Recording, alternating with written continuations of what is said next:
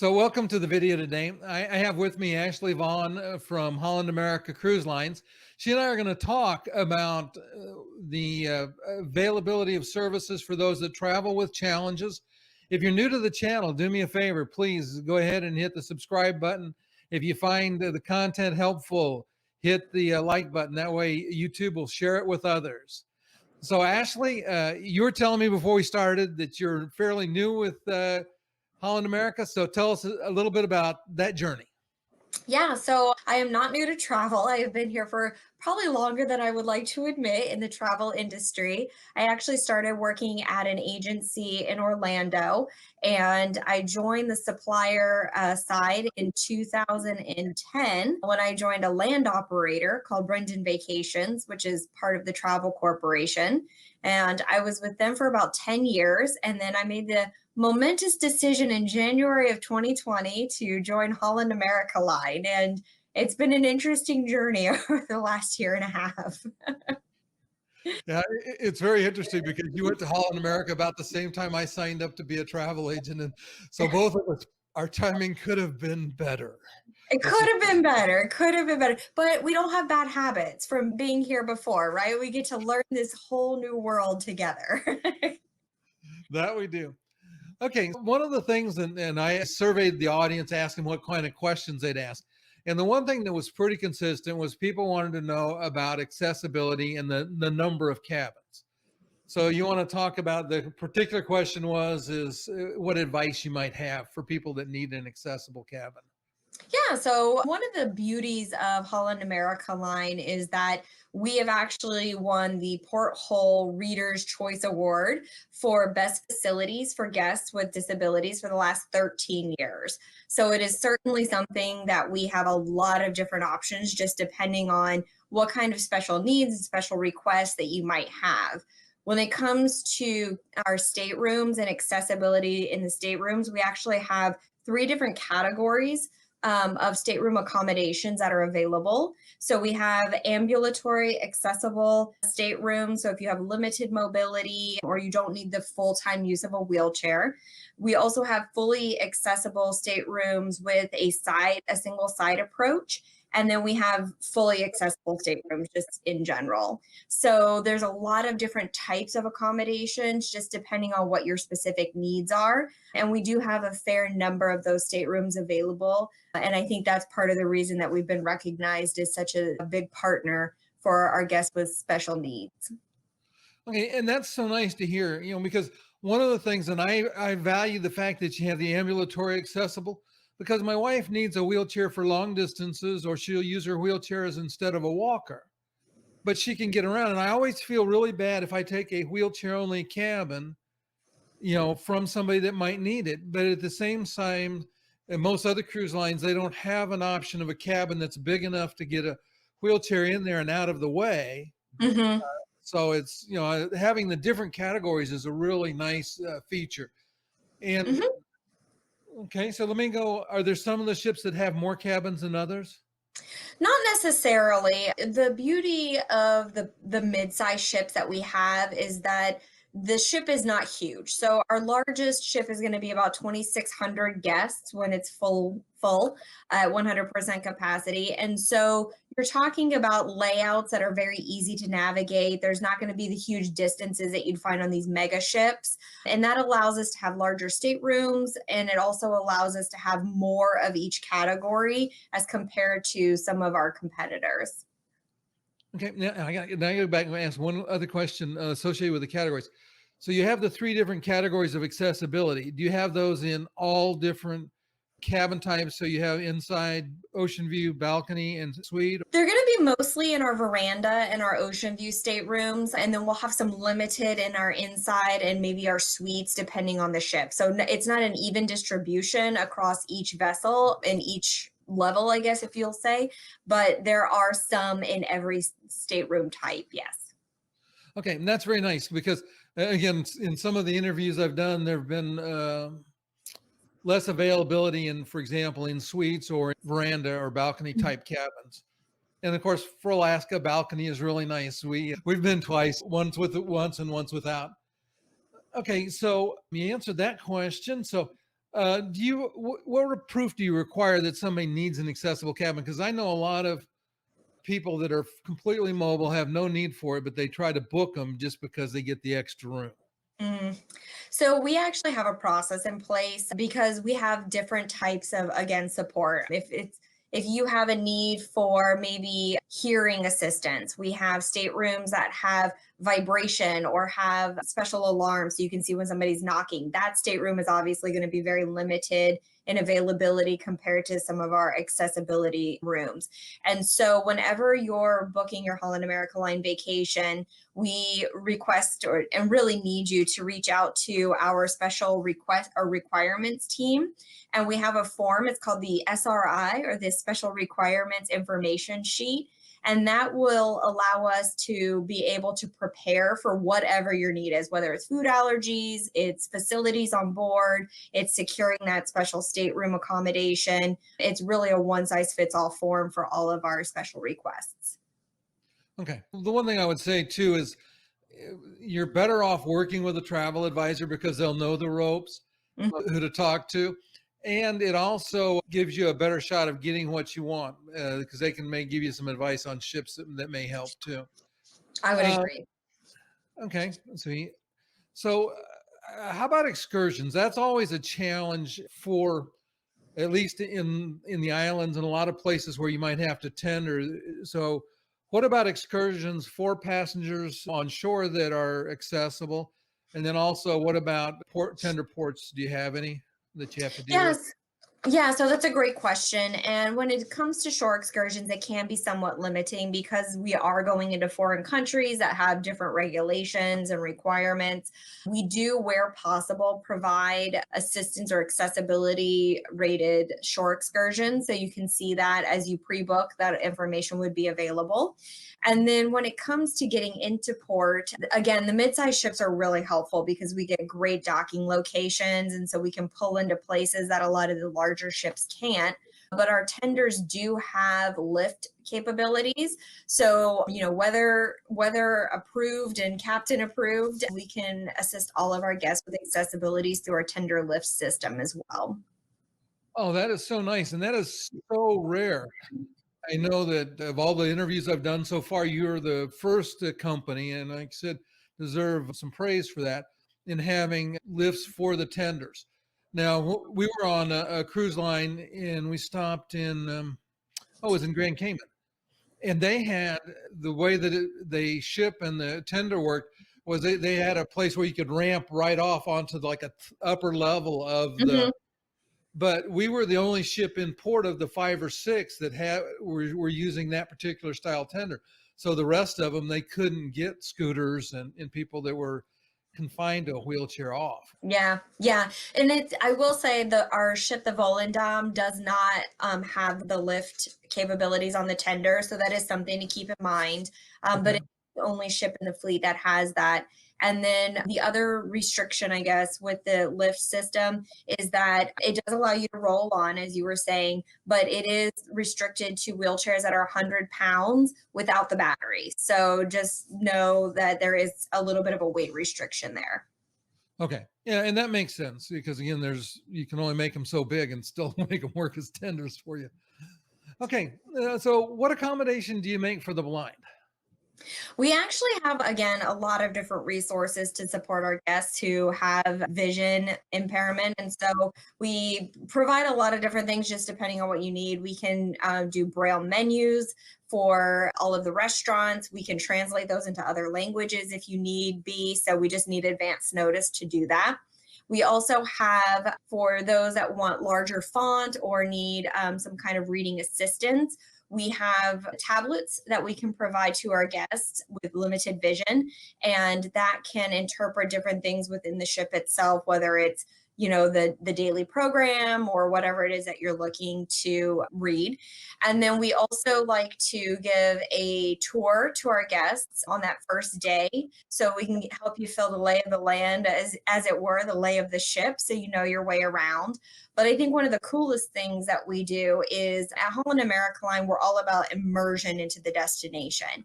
And so we have this amazing venue on the ship called Explorations Cafe.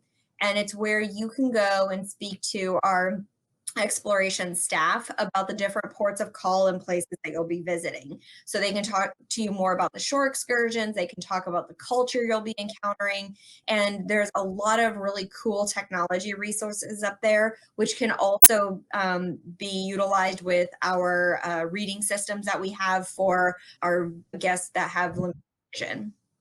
Okay, well, that's very nice. It shows that you guys have paid some extra attention to those that travel with challenges. Okay, Mhm. what about for individuals that are hearing impaired?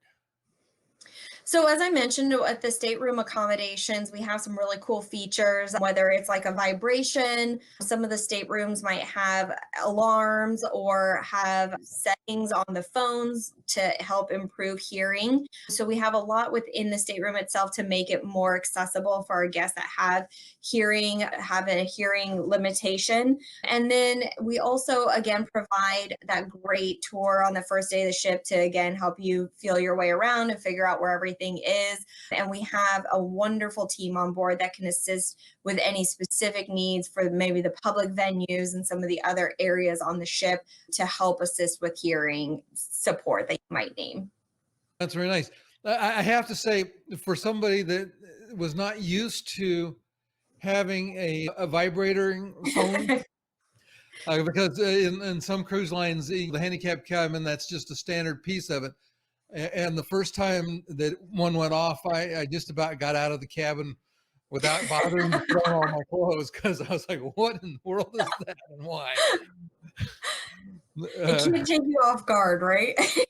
yeah, if you're not expecting it, after that, it's happened several more times in other ships, and it's fine. I know what it is. Mhm. But when all of a sudden everything starts vibrating, you're like, "What?" Yeah, Yeah. I was on an inaugural one time and I was put in a stateroom that had some different capabilities and it had the flashing alarms. So anytime somebody would like knock on the door, it would flash and you're like, what's happening right yes. And you appreciate that they're very helpful for those that need them. It's just a surprise if you're not expecting them. Exactly. Exactly. So, what accommodations do you make for people that might be traveling with autism or another sensory disorder?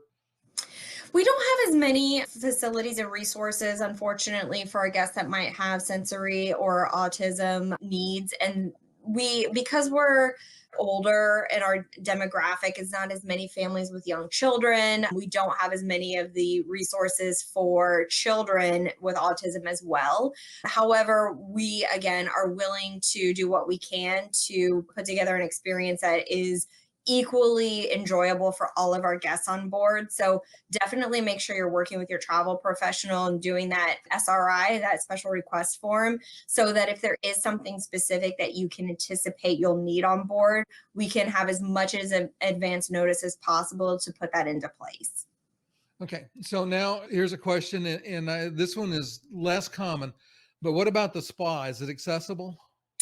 The spa is accessible in certain ships because we do have a few that are older, so it's not equal, unfortunately, across the fleet. And you'd have to look at some of the specs. And again, your travel professional can help navigate that information for you. But the spa is accessible on some vessels. Okay, and pools and hot tubs? Same, yeah. We have at least one pool and hot tub on each ship that is accessible. Okay, and it's interesting because I've been on some cruise ships that they had a lift for the pool, but didn't have lifts for the hot tubs because on some categories of ships you may have like four small hot tubs all clustered together, and there's not Mhm. really a way to make it work for a lift in there. Yeah, Okay, yeah. so now let's say that I will start with me. I just show up at the terminal. I've made notifications ahead of time. I've done my SRI. All the Mhm. paperwork's been done. So what's the assistance that's available from the point that I get to out of my transportation at the terminal and start going forward to get on, like on the ship, off the ship, those kinds of things? Yeah, so at the port, we actually have a team that is going to be ready for when you arrive, and they have the ability to get you on board the ship. So, again, depending which port and how that looks as far as ramps and lifts and whatnot. So it's going to vary by location and by departure. But we do assist with getting our guests on board, and same on debarkation day or disembarkation day and getting everybody off. The only throughout the cruise, the only assistance that we can't do is getting you in and out of port necessarily, just because of the sheer number of people. But we do have a team there ready for you on day one to help you start your journey. Okay, well, that's very nice. And I know on the cruise lines that I've cruised with, they've done things to help my wife get on the ship. Because normally when we're boarding, she's riding and she's got all the stuff stacked in her lap, Mhm. and so we've had help. Let me ask this question because I know some lines do it, and this one's a question I didn't give you ahead of time. I'm sorry, but so if for people that are going to get a scooter, do you have it set up where they can have the scooter waiting in the room and then just have like a wheelchair there in the port area to get them up to the room? We would have the scooter ready. It wouldn't be in the stateroom. It would actually be in the terminal to help you get Okay. on board, because we don't have wheelchairs available anymore to loan out. One thing I also wanted to mention though, Kenneth, was we can arrange for lift accessible vehicles to get you to the terminal as well, and that's at no additional cost in all of our U.S. ports. So another great benefit.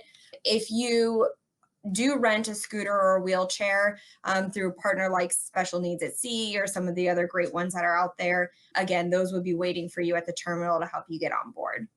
Okay. And that's actually, I'm a fan of that because some vendors and some cruise lines, they'll put them in the cab and then you still stuck trying to get up. Now, Mhm. usually they'll have somebody with a wheelchair to help you do that. But if you can get your first experience with the scoot around or with your Mhm. mobility device is before you get on the ship, you have typically a little wider area to start learning to navigate if you're new to For it. sure. Not quite so much bumper cars. So that was a challenge we had. My wife has a scooter, and my mom would drive it, and I was always having to turn the throttle all the way down to keep her from running over people. What do you have in the way of plans for further enhancements for people that travel with challenges? It's interesting. I think one of the things that we do really well is accommodate, all of our guests' needs. And so I don't know that there's additional developments. Obviously, we have our brand new Rotterdam, which is coming out in this year in the fall. And so she will be the top of the line in every respect, including being able to service the needs of our guests that have special requests. So I don't think there's any additional developments that are coming with that, but it will be new and improved of all the existing facilities that we've had on our other ships. Okay. And so, are there itineraries that you like better for people that you're aware of that are better for people that travel with challenges than others? I would say no, because, depending on where you want to go, that's going to be the best place for you to be, right? And it's not really ideal for you to be limited to certain destinations just because of facilities or functionality, depending on what your needs are. We can accommodate to our best ability. As we've talked about, some of the destinations can be a bit tricky, but I would say most of them we have been going to for a really long time, and we've got a really great procedure in place to be able to allow all of our guests equal enjoyment of those destinations. So I can't really think of one that necessarily would be better than another. I will say some of our more adventurous itineraries like South America may be a bit more difficult to navigate just because of some of the ports that we're visiting. But on the whole, you can still enjoy so many of these amazing places that are on these itineraries that I think you could really pick any of them and be equally happy. Yeah, it's interesting. We've had just in the group I have that deals with traveling with challenges. We've had some discussions lately about there are a few places that are a challenge. My wife and I canceled a Baltic's capital cruise because with the cobblestones and the hills and all of that, that was just, and in particular, the place we really wanted to go was St. Petersburg. And Mm, St. Petersburg is one of the least friendly for accessibility. The people in general do not provide much in the way of assistance. Most of the museums and things, at the very best, if they have any access, it's difficult and limited. And yeah. so we had to cancel that one. We were looking forward to it, but yeah, we've had a lot of great trips, and we're looking forward to a lot of great more. So That's an interesting point too, and that helps me learn something new. I know when I was on the land side going into different destinations, I would say Venice is a challenge for everybody, whether you're needing special needs or not. I was there when I was really young and I found it challenging. So, there are definitely cities that are just not conducive to allowing people to get around very easily, but it's interesting to hear about the Baltics. Yeah, and like I said, the big thing is so many of the old capitals, like I said, it's cobblestones and hills, and hills are challenging enough, but hills with cobblestones become just really Mm, miserable. In fact, it was interesting. I did an interview bit about, because you'd think in the U.S., most places are pretty well accessible. New Orleans, down in the area near the port and then around French Quarter, first of all, the sidewalks are all like this, and then they're cobblestones, and some of the cobblestones are missing. And so you're fighting the gravity. You're sitting sideways in your chair a little bit, and then you hit one of those cobblestones. And sometimes I'm not always watching as carefully as I should be when I'm pushing my line. And then it comes to an abrupt stop, and you're like, okay. I do have one other question. On the ships, I've seen this on some ships, not on others. The staterooms, do they have power doors? Yes, in our accessible staterooms, we do have power doors. Oh, that's very nice. Because I was going to say, I've seen some that didn't, where the doorway was wide enough, but you still pretty much had to have somebody else help you get through. So my wife, Right. if we split up on the ship, she really loves being able to either hit a button or put her card in the thing and the door open, and Mm. she can just get right on in. Makes it easy. I'll put it in the comments. By the way, if anybody, and I forgot to mention this at the start, if you have any questions after watching this video, put them in the comments. And either I will find you an answer, or I'll get a hold of Ashley and she'll find you an answer. But collectively, we will find you an answer. I Definitely. appreciate so much your time today, Ashley, and being willing to be on with me and share this information. I look forward to things getting better and getting a chance to be on board. It's really funny. Years ago, I was a travel agent, and at that point in time in my life, I realized that was the most pleasant way I knew of to go broke. So, but I did have an opportunity. This would have been in the early '90s, to tour some of the ships, but since then I haven't been back. So I look forward to getting on board, having a chance to take a look at some of your ships and doing some videos and things on board. It is a very different experience. And I know we talked before we started a little bit about some of the other questions you had with dialysis and oxygen machines. So I did want to bring that up before we close everything down. So we do have the facilities to be able to handle oxygen and dialysis machines on board. We do have a required vendor for that, though. Well, two: Scoot Around and Special Needs at Sea. So they're the only approved vendors that we will accept oxygen and dialysis facilities and support through. So just kind of keep an eye on that. And then I think we also talked about food allergies as well. And so food allergies are definitely something that more and more people have. And so we are getting more and more used to accommodating those requests as well. And you can utilize that special request form to notify us of any food allergies that you might have. Okay, and very good. Thank you for remembering the questions I forgot to ask. I really appreciate it. I'm good. My wife says I'm like rabbit, squirrel, but it We all happens. keep each other on track, right? That's it. Okay, well, listen, for those that are watching, if you haven't already subscribed, please do so. It helps me grow my channel and makes me able to help more people. So I appreciate your help in that. And thank you again very much, Ashley, for having you back on. We talked possibly about maybe doing something with the land operation. So we're going to try to put that together for you, for the audience. And I thank you for that as well. You're very And welcome. Thank you for having me and letting me share, everything that we have. And I really hope that if you're interested in the Holland America Line experience, that you found information that will allow you to travel with us soon. yeah, like I said, I'm looking forward to getting on board one of your ships. And so we'll see everybody next time.